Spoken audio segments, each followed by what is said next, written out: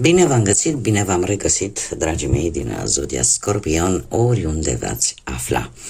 Bine ați venit tuturor pe canalul meu, Tarot Flor de Loto. Eu sunt Nina și ca de obicei mă bucur să vă am alături, atât pe dragii mei abonați, cum de asemenea și pe cei care poate sunteți pentru prima oară aici pe canal. Azi voi face o lectură atemporală, așa cum v-am obișnuit, fără limită de timp, o lectură pe care voi să o puteți urmări oricând doriți sau atunci când apare în viața voastră. În tarot coincidențele nu există și dacă sunteți aici, sigur un mesaj este și pentru voi. Așa că, dragilor, toți cei care aveți soarele, luna, Venus sau orice alt aspect astral important pentru voi din harta voastră natală și care are legătură cu Zodia Scorpion, atunci această lectură este de asemenea și pentru voi. Dar un lucru important de care eu vă rog ca de fiecare dată să țineți cont este acela că voi sunteți cei care vă construiți viitorul. Așa că vă rog din suflet, fiind o lectură generală, să luați decât acele mesaje care rezonează cu voi, iar restul lăsați-le să zboare în univers, pentru că sigur sunt pentru alte energii care într-o mai mică sau mai mare măsură au legătură cu Zodia Scorpion. Spuse toate acestea, haideți să vedem o imagine așa în mare de care este situația voastră și ce urmează să vină pentru voi în următoarea perioadă, dragilor din Scorpion. Și să vedem ce vine pentru toți cei care au, cum am mai spus, soarele sau oricare altă planetă sau alt aspect astral în Zodia Scorpion. Ce vine pentru voi, dragilor? Haideți să vedem.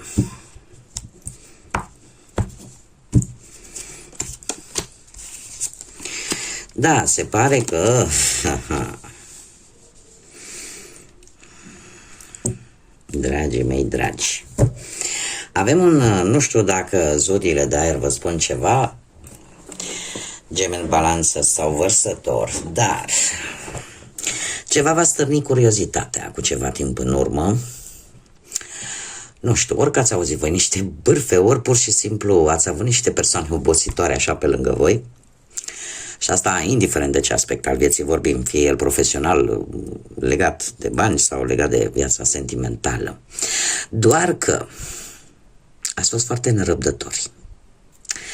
Și trebuie să vă mai spun un lucru. Nu știu dacă ați avut o slăbiciune în a dezvălui anumite secrete unor persoane care, posibil,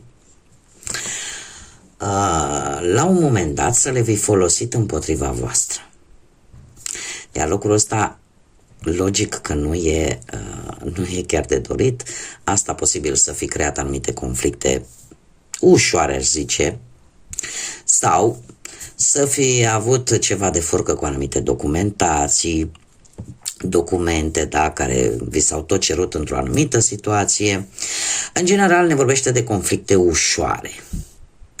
Da? De conflicte ușoare și de o stare de nerăbdare ca ceva să se termine.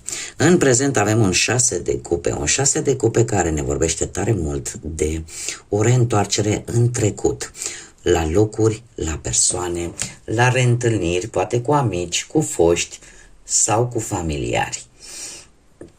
Ne vorbește tare mult de această nostalgie a trecutului care v-a cam dat și vă dă încă târcoale pentru unii, iar pentru alții e posibil să vă confruntați cu anumite situații care vă sunt foarte familiare, cu care voi v-ați mai întâlnit și în care voi aveți răbdarea necesară, atenția necesară de a schimba această situație într-un mod benefic pentru voi. Următoarea perioadă vine cu foarte multă atenție din partea voastră, cu o concentrare foarte mare pe ceea ce faceți, indiferent de ce situație și aspect al vieții vorbim, cum am mai spus, fie el profesional, financiar sau sentimental. Veți fi mult mai atenți, mult mai meticuloși și nu veți lăsa lucrurile la voia întâmplării. Haideți să vedem ce ne spune și acest tarot al pădurii mistice pentru dragii mei din Scorpion și toți cei care aveți o legătură cu această zodie, o legătură astrală, desigur. Să vedem, începem cu planul profesional. Ce vine pe plan profesional?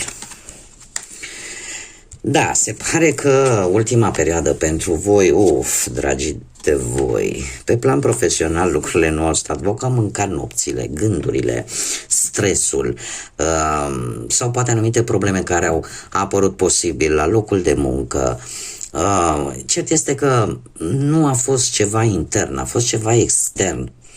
Și eu aș spune că unii dintre voi a trebuit să așteptați foarte mult timp. A fost o așteptare foarte dificilă în ceea ce privește poate locul de muncă, vreun răspuns. Și lucrul ăsta v-a cam doborât. Nu prea putea să dormiți nopțile și vă consumați foarte mult psihic din această cauză. Se pare că în prezent, chiar dacă avem un 10 de spade, pe care pe mulți îi sperie, sunteți decepționați, este adevărat, sunteți decepționați. De ce? Se pare că acel răspuns și toată această neliniște pe care voi ați avut-o în ultima perioadă, undeva să arată că a avut o cauză, adică a fost intuiția voastră v-a spus dinainte ce avea să se întâmple, da? În general, 10 de spade vorbește de trădare la locul de muncă, posibil de o concediere, posibil de cineva care ți-a promis vreun job și care nu s-a concretizat, sau cel puțin așa se pare, dar trebuie să vă spun că nu e atât de negru pe cât pare. Eu nu dau răului, așa că pun acolo niște puncte și știți voi ce am vrut să spun. Deci nu e atât de negru pe cât pare. De ce? Următoarea perioadă pentru voi, dragilor, veți avea motive să vă bucurați și să vă recâștigați optimismul. De ce? Avem soarele. Ceva se va întâmpla. Dacă până acum lucrurile au fost destul de complicate și v-au mâncat efectiv nervii și v-au mâncat nopțile și liniștea, următoarea perioadă pentru voi, dragii mei, vine cu soluții. Cu soluții dintre cele mai bune la nivel profesional. Alții veți găsi job destul de curând în următoarea perioadă. Nu știu dacă Zodia Leu va avea sau nu legătură cu acest lucru sau cu viața voastră profesională în general. Dar soarele îmi vorbește de o schimbare pozitivă în viața voastră. O schimbare într-un mod tare pozitiv și lucrurile vor fi mult mai bine decât au fost. Acum eu vreau să vă spun ceea ce trăiți poate în acest moment cu acest 10 de spade. Este o stare care nu se va mai repeta pentru o lungă perioadă de timp. Este finalul, da? Cifra 10 ne arată un final în care lucrurile se termină. Da? Se termină, e o nouă lecție probabil învățată pentru unii dintre voi, dar nu va mai veni, nu veți mai trece prin aceste stări o lungă perioadă de timp. Da? Pentru că deja această schimbare dramatică deja are loc sau a avut loc și voi știți cum să treceți peste ea. Mergem mai departe și haideți să vedem pe plan material, pe plan financiar, ce vine pentru dragii mei din Scorpion. Da, se pare că și pe plan material ați avut ceva conflicte. Conflicte care v-au dus posibil să fi fost niște bani un pic la limită. Poate că unii dintre voi nu reușeați să plătiți toate dările, toate cheltuielile pe care le are fiecare persoană de plătit și lucrul ăsta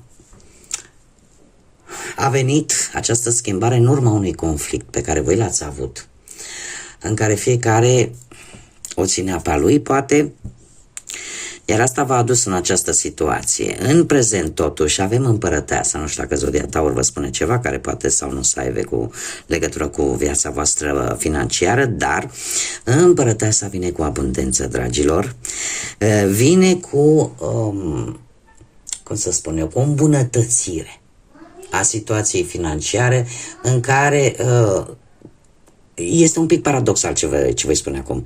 Faptul că tu poate ai vrut să ajuți pe cineva, de fapt e ca ca reversul monedei, știți cum e, ceea ce semene vei culege. Deci această îmbunătățire vine în urma unui gest pe care voi la un moment dat l-ați făcut în ideea de a ajuta pe cineva, poate cu bani. Da? Poate să fie acest lucru. Iar următoarea perioadă pentru voi va fi una în care nu veți mai da drumul ușor la bani, îi veți economisi. De ce? Poate că unii dintre voi aveți o anumită dorință, îi strângeți pentru ceva anume. Și atunci veți fi foarte stricți din punctul ăsta de vedere al cheltuielilor și cum îi veți drămui în așa fel încât să vă atingeți un anumit scop. Haideți să vedem pe plan sentimental. Dragii mei, pe plan sentimental, și începem cu cei care sunteți într-o pereche. Hei, se pare că unii dintre voi, nu știu dacă zodiile de aer vă spun ceva, Gemeni, Balanță sau Vărsător, și de asemenea avem și zodia Pești aici. Dar, hai să o luăm cu începute. Cu ceva timp în urmă v-ați asumat foarte multe lucruri în ceea ce privește relația voastră sentimentală. Acest 10 de bâte îmi vorbește de o luptă pe care voi ați dus-o să vă salvați relația. Problema este alta, că atâta timp cât lupta o duceți decât voi și nu există implicare din partea perechii voastre, anumite tensiuni posibil să continue. Acum, eu trebuie să vă spun că în prezent am o intuiție, îmi spune că posibil ori voi, ori perechea voastră, pentru că aici un pic energiile sunt împărțite, fiind și o lectură generală, încercați să fiți foarte reci. Sau sunteți deja foarte reci. Aici cineva este foarte autoritar, foarte dur, foarte ferm. Puteți fi voi sau poate să fie perechea voastră. E ca și cum ai spune că unul încearcă să-l domine pe celălalt mai mult. Așa că atâta timp cât nu există moderație de ambele părți, din păcate Luna îmi spune că lucrurile nu se vor clarifica. Încă și următoarea perioadă pentru voi, dragilor, vine cu o stare de nesiguranță, o stare de, cum să spun eu, schimbări foarte bruște, în care acum e bine, acum nu mai e bine, acum ne împăcăm, acum iar ne certăm. Cumva nu se vor clarifica atâta timp cât de cât unul luptă și celălalt nu. Din ce văd eu aici, e posibil ca cei care aveți poate perechi în zodii de aer, așa cum am mai spus, Gemeni, Balanță, Vărsător, să fie oarecum indiferenți la luptele pe care voi le duceți. Iar asta să nu facă altceva decât să adâncească și mai mult această nesiguranță și această neclaritate. E posibil ca unii dintre voi să vă alimentați anumite iluzii, anumite, cum să spun eu, să aveți așa, să vă luați mai mult după bârfe, după ce spune lumea. Va fi o proastă comunicare, probabil, între voi. Tocmai pentru că, cum am mai spus, fiecare o ține pe a lui. Eu nu pot să spun dacă sunteți voi sau e cealaltă persoană. Întind să cred că e vorba de cealaltă persoană, dar nu pot, trebuie să fiu imparțială. Da? Voi decideți, voi adaptați în funcție de situația voastră, așa că și următoarea perioadă, dacă nu se va face ceva, va continua tot așa într-o stare de incertitudine în relație. Și mare grijă că e posibil cineva din Pești să alimenteze această incertitudine. Asta așa ca o mică paranteză. Pentru cei care sunteți singuri, poate în urma unui divorț, a unei separări, din păcate poate a văduviei sau a simplului fapt că nu ați reușit să vă găsiți pe cineva. Dragilor, aici apăreți voi foarte bine, puteți să fiți voi, acest cavaler de cupe. Voi ați încercat, dragii mei dragi, nu știu dacă v-ați îndrăgostit. Ori voi, ori cineva dintr-o altă zodie de apă, la fel ca și voi, în speță, deci poate să fie tot Scorpion la fel ca și voi, sau pești, sau rac, sau pur și simplu sunteți voi, dar aici cineva s-a îndrăgostit, lulea. Și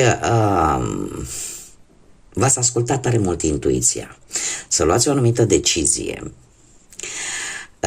Și ceva acolo s-a întâmplat în sufletelul vostru care v-a cutremurat așa, pentru că în prezent cu steaua, nu știu, aici am și o zodie de aer vărsător în mare parte, în prezent e ca și cum o dorință are șanse să devină realitate în ceea ce privește viața voastră sentimentală. Steaua îmi vine cu promisiunea găsirii unei mari iubiri. Este arcanul care ne vorbește de speranță, ne vorbește de acea forță de a merge înainte, de a-ți reda încrederea în tine. Deci ceea ce s-a întâmplat de curând și ceea ce se întâmplă în prezent nu face altceva decât să te ajute să ai mai multă încredere în tine și în ideea că lucrurile negative și situațiile negative nu țin o veșnicie. La un moment dat se termină și se pare că unii dintre voi în sfârșit vedeți și voi luminița aia de la capătul tunelului în ceea ce privește, desigur, viața sentimentală. Iar următoarea perioadă pentru voi, dragilor, cu acest 3 de monede vine cu implicarea posibil a unor colegi de muncă sau poate ceva legat de muncă, ceva legat de, în timp ce căutați de muncă cumva, se pare că veți reuși să găsiți dragostea, să găsiți iubirea sau e cineva implicat la locul de muncă. E posibil ca ori persoana care vă interesează pe voi să aibă legătură cu activitatea pe care voi o faceți sau să fie cineva peste care voi dați în timp ce vă duceți, nu știu, la locul de muncă. Da, nu știu, dau un exemplu simplu așa, ca să mă facă înțeleasă, vă duceți către servici și e un chioșc, nu știu, înainte era de ziare, acum poate să fie loc să ia un chioșc în care să vinde ceva și acolo să fie o persoană, să zicem, care pe voi vă interesează și pentru care vouă vi s-au cam aprins călcâiele. Da? Iar asta să vină cu sprijinul unor alte persoane care să înlesnească cumva această acțiune, această întâlnire. Cam aici este ideea și în felul ăsta voi să vă atingeți un scop. Haideți să vedem ce mesaj are oracolul pădurii mistice pentru voi, dragii mei din Scorpion sau care aveți oricare altă legătură cu această zodie. Ce frumos! Miracolele din întuneric. În cele mai negre momente e foarte ușor să te simți pierdut și singur.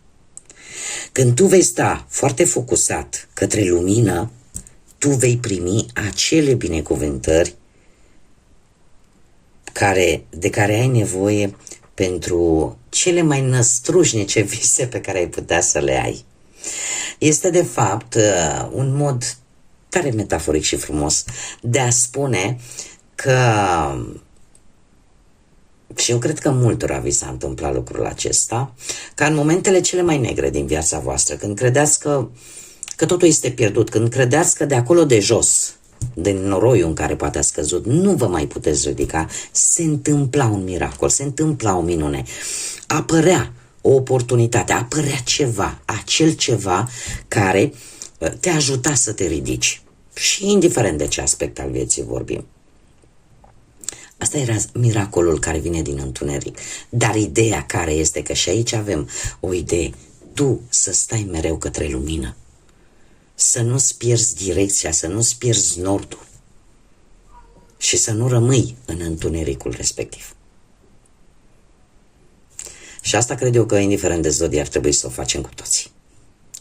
Bun, dragii mei, cam atât am avut pentru voi. Eu vă mulțumesc tare mult pentru atenție, pentru răbdare, pentru absolut tot. Sunteți minunați ca de fiecare dată și până data viitoare, când ne vom reîntâlni la o nouă lectură, eu vă doresc să aveți parte de multă energie pozitivă, să gândiți pozitiv, pentru că în felul acesta veți atrage lucruri pozitive în viața voastră. Nu vă lăsați dezamăgiți. Indiferent ce vine în viața noastră, vine cu un scop și țineți mereu lumina. Nu vă lăsați pierduți în întuneric.